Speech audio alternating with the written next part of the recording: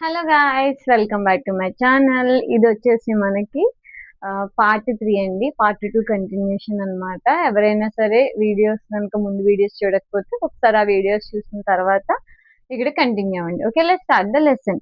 Third one వచ్చేసి మనకి పీఠభూమి. ఈ పీఠభూమి అనేది ఎక్కడ ఉందంటే తూర్పు కనుమలు ఉన్నాయి కదండి. తూర్పు కనుమలకి పశ్చిమంగా మనకి దక్కన్ పీఠభూమి అని చెప్పేసి ఉంది.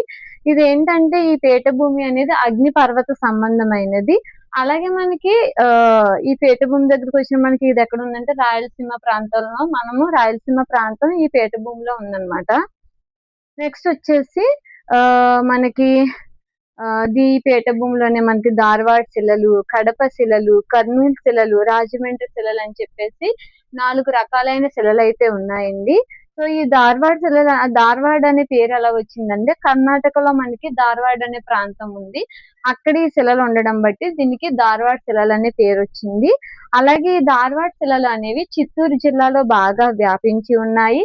అలాగే ఇక్కడ మనకి లభించేటువంటి ఖనిజాలు వచ్చేసి బంగారము, అలాగే అబ్రకం. మన క్వశ్చన్ ఎలాగ అడుగుతారంటే మనకి ఆ ఈ ధార్వాడ్ శిలలు వచ్చినప్పటికి మనకి ఎటువంటి రకాలైనటువంటి ఖనిజాలు లభిస్తాయని చెప్పేసి 4 ఆప్షన్స్ ఇస్తారు. అందులో డామ్ షూర్ గా బంగారం గాని అబ్రకం గాని ఉంటుంది. నెక్స్ట్ వచ్చేసి కడప శిలలు. ఈ ధార్వాడ్ యొక్క శిలల యొక్క అవశేషాలు అంటే వికోసీకరణం కింద చిన్న చిన్న ముక్కల కింద అయిపోతాయి కదండి, వాటి యొక్క అవశేషాలే మనకి కడప శిలలు.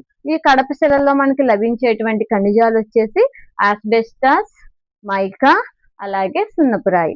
థర్డ్ వన్ వచ్చేసి కర్నూలు శిలలు. ఈ కర్నూలు శిలలు అనేవి కర్నూలు డిస్టిక్ లో వ్యాపించి ఉన్నాయి. అలాగే ఇవి కొండ ప్రాంతాలకు ప్రసిద్ధి అండి. నెక్స్ట్ వచ్చేసి రాజమండ్రి శిలలు. ఈ రాజమండ్రి శిలలు అనేవి ఎలాగ ఏర్పడ్డాయంటే సముద్రం అనేది ఉప్పొంగిపోవడం వల్ల మనకి రాజమండ్రి శిలలు అనేవి ఏర్పడ్డాయి.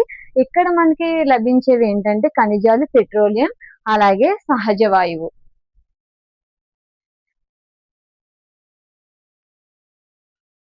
నెక్స్ట్ వచ్చేసి మనకి చరిత్ర సంస్కృతిపై భౌగోళిక ప్రభావం. ఈ టాపిక్ ని మనం ఒకసారి చూసేద్దాం.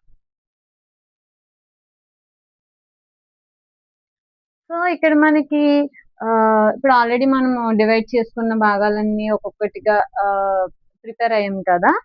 ఇవి ఈ చరిత్ర సంస్కృతిపై అలాగే భౌగోళికంగా ఎలాంటి ప్రభావాన్ని చూపిస్తాయి ఇప్పుడు చూద్దాం. ఒకటి వచ్చేసి పర్వత శ్రేణులు, 2 మైదానాలు, 3 పీఠభూమి, 4 నదులు. ఇవి చరిత్ర సంస్కృతిపై ఎలాంటి ప్రభావాన్ని చూపించాయో చూద్దాం. ఇవి సరిహద్దులుగా మారిన కొండలు, నదులు. మనకి చాలా వరకు కూడా ప్రతి రాష్ట్రానికి కూడా సరిహద్దులుగా ఏమున్నాయంటే కొండలు అలాగే నదులు ఉన్నాయి. వాటిలో కొన్ని ఎగ్జాంపుల్స్. ఫస్ట్ వన్ వచ్చేసి తెలంగాణ. తెలంగాణకు సరిహద్దులుగా చూసుకుంటే ఉత్తరంలో మనకి గోదావరి ఉంది, దక్షిణంలో కృష్ణ ఉంది, తూర్పులో వచ్చేసి తూర్పు కనుమలు ఉన్నాయి. రెండోది వచ్చేసి రాయలసీమ. రాయలసీమలో మనకి ఉత్తరం దిశగా చూసినట్లయితే నల్లమల, కృష్ణ ఈ రెండు కూడా మనకి సరిహద్దులుగా ఉన్నాయి. తూర్పు కనుమలు సరిహద్దులుగా ఉన్నాయి. అలాగే కోస్తాంధ్రకు చూసినట్లయితే తూర్పు కనుమల యొక్క తూర్పు ప్రాంతం అనేది దీనికి సరిహద్దుగా ఉండడం అనేది జరిగింది.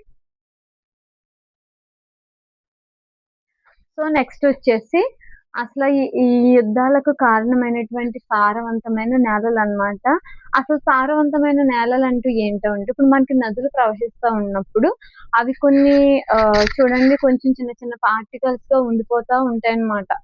ఒక రకమైన లేయర్స్ ని ఫామ్ చేస్తా ఉంటాయి. దాని ద్వారా ఏంటంటే అక్కడ పంటలు అనేవి బాగా పండుతాయి అన్నమాట. నదులు అనేవి సహజ సిద్ధమైనవి కాబట్టి పంటలు కూడా చాలా ఎక్కువగా పండుతాయి. సో సారవంతమైన భూములు అంటే నదుల యొక్క ఒండ్రు మట్టి నిక్షేపాలు అన్నమాట.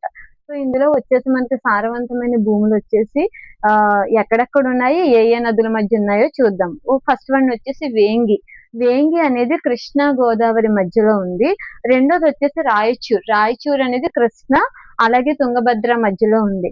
సో ఈ యొక్క 2 సారవంతమైన ప్రాంతాల కోసం తరచు యుద్ధాలు అనేవి జరిగేవన్నమాట. ఉదాహరణకు మనం చూసుకుంటే బాదామి చాళుక్యరాజు 2వ పులకేశి ఉన్నాడు కదండి. 2వ పులకేశి ఈ వేంగి రాయచూరు ప్రాంతాల కోసం పల్లవులు అలాగే విష్ణుకుండనులతో యుద్ధం చేశాడనమాట. ఇందులో ప్రధానమైన ప్రాంతాలు సబ్బినాడు, కొరవినాడు, వేంగి. ఈ 3 ప్రాంతాల కోసం కూడా ఈ 2వ పులకేశి బాదామి చాళుక్య రాజు పల్లవులు అలాగే విష్ణుకుండులతో యుద్ధం చేశాడనమాట. ఈ వేంగి, రాయచూర్ అనేవి 2 సారవంతమైన ప్రదేశాలు. వీటిలో మనకి సబ్బినాడు, కొరవినాడు, వేంగి ఈ 3 ప్రాంతాల కోసం ఈ బాదామి చాళుక్యరాజు పల్లవులు, విష్ణుకుండినులతో యుద్ధాలైతే చేశాడు. అలాగే ఈ 2 ప్రాంతాల కోసం ఇంకా చాలా రాజ్యాలు కూడా యుద్ధాలు చేసినవి. ఎగ్జాంపుల్స్ గా రాష్ట్రకూటులు, కళ్యాణి చాళుక్యులు, వేములవాడ చాళుక్యులు అన్నమాట. అలాగే వీటి తర్వాత ఏమైందంటే కన్నడ, తమిళ, ద్రవిడ ప్రాంతాలకు చెందిన వాళ్ళందరూ కూడా ఆంధ్ర ప్రాంతాల్లో స్థిరపడ్డారు. ఈ యుద్ధాలు అనేవి కూడా ఆంధ్ర ప్రాంతాల్లో అశాంతిని నెలకొల్పినాయని చెప్పేసి మనము తెలుసుకోవచ్చు.